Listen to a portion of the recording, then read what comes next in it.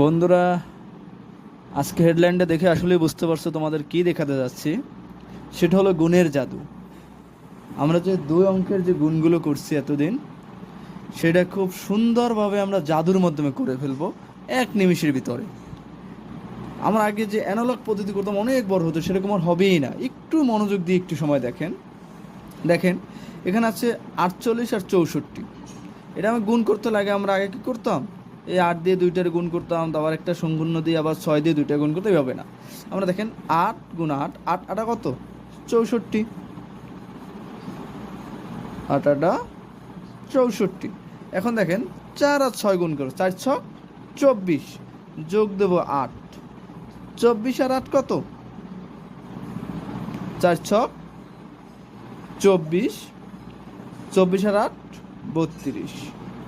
দেখেন গুণ করে দেখেন, এই অ্যান্সারটাই আসবে। সেম আবার এটা দেখায়, দেখেন 5 গুণ 5, 5 5 25, 25, 3 7 21 আর 5 কত, 22 23 24 25 26, 26।